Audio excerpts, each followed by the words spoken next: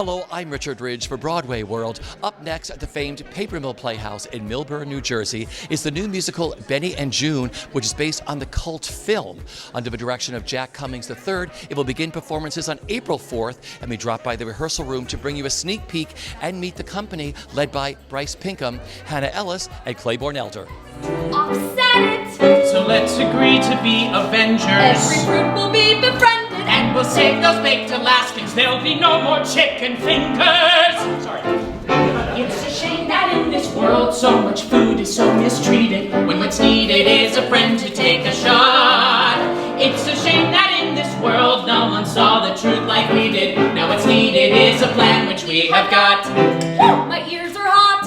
That hits the spot. Well, the history for me starts back in college when I wrote a thesis about physical comedy, about Buster Keaton and Charlie Chaplin. And when I found out, I remember watching this movie as part of my research, the role that Johnny Depp played. And so when I saw they were making a musical of it, I wrote to the producer and I said, I really would like a chance to play this role. And he said, okay, well, you have to audition, but you also have to come to San Diego. And I said, I love San Diego. So we did it at the Old Globe in San Diego a year and a half ago, and while I was there, I went through a tremendous loss in my life. My agent died by suicide while I was out there, and that really kind of, this part really saw me through that time, and it was the last thing he knew I was going to do. He was very excited about it, so I have a very sentimental attachment to the show and to the part, and not for nothing, he's from New Jersey. So when I found out we had the chance to do it at Paper Mill, I said I have to bring it to him and his family there. And I absolutely love this part. I'm so proud of this performance. It feels like the final chapter of my thesis. So I'm excited for people to see it on the East Coast. I'm working on a character that she deals with schizophrenia, with mental illness. And although it's not a show about mental illness, it's a show about a brother and a sister, and she just happens to have schizophrenia and to deal with that. So my biggest thing is I hope that people come away more empathetic towards themselves and towards other people. And I hope that it can create a dialogue where mental illness in general, but also schizophrenia, is a safer word and people feel like they can talk about it. Because while I feel like we've done a good job of exposing stories about depression, anxiety, saying it's okay, let's talk about it, I think schizophrenia is still on the outskirts. I think it's still a scary word. And when we see it portrayed in media, it's extreme. We see killers or savants. And to see a story where there's a girl just like everybody else, she wants the same things. She wants to find happiness and joy. She wants to be loved and to find someone to love. And she wants to find a home. So she wants the same things that anyone else wants. I think that is that would be my greatest happiness, if that people walked away more empathetic because of this story. I did know the movie. I, being a nerdy kid, really liked this movie when I was young. And I love that when I talk to people about it, they seem to always have heard of it. And oftentimes they don't know what it's about, which sometimes I feel like is the best recipe for a movie turned into a musical. Because really our musical starts from the movie and kind of expands on the story and expands on the ideas a little bit, which is I think what it should do, is become its own thing.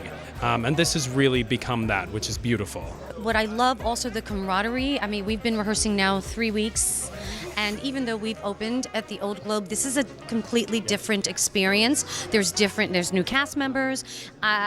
What I think is that everyone's intention is the same, to put up a brilliant piece that was different from Old Globe, that to just make it better. Everyone in the room is really striving to find the deepest humanity in the story and the characters, treating it with the utmost care, but also the finding the joy and hilarity and humor in all these moments, because it deals with heavy topics, but in every heavy part of life, there's also light. So finding the balance between all of that has been really fun. There's such an interesting aspect with the show of the schizophrenia and the mental illness, and everybody is so eager to learn as much information as they can about that, so that we tell that story with as much respect and tell as much justice as we can. And then also it's beyond that, it's not the focal point of the story. It's just another element, and we're all very much excited to tell such an important story. Lifted tree here by my window. Yes. That rustle of leaves like a sliver of yes. Maybe so.